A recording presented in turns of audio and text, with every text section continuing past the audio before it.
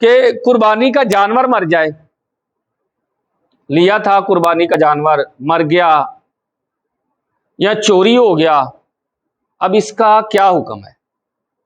دیکھیں اس کے اندر دو صورتیں ہیں۔ جس انسان نے وہ قربانی کا جانور خریدا ہے وہ صاحب نصاب آدمی تھا، یعنی امیر آدمی تھا، یا غریب آدمی؟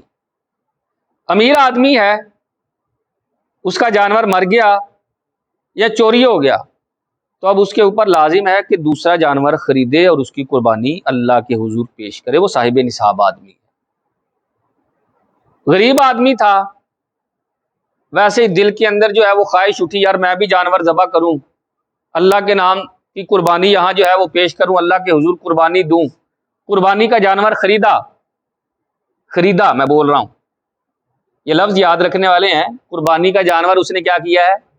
خریدا ہے، تو تب اس کے اوپر اسی جانور کو ذبح کرنا واجب تھا۔ اگر وہ مر گیا، چوری ہو گیا، تو دوسری قربانی لینا اس کے اوپر ضروری نہیں ہے۔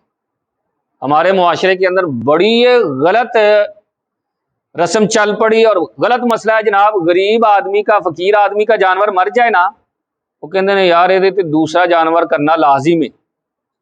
ایسا نہیں ہے، اس کے اوپر دوسرا جانور کرنا لازم نہیں ہے، اس کے اوپر تو پہلا کرنا لازم نہیں تھا، وہ تو اس نے خریدا تو اس کے اوپر لازم ہوا، اور اسی جانور کو کرنا، ذبح کرنا اس کے اوپر لازم ہے، کوئی دوسرا جانور بھی نہیں۔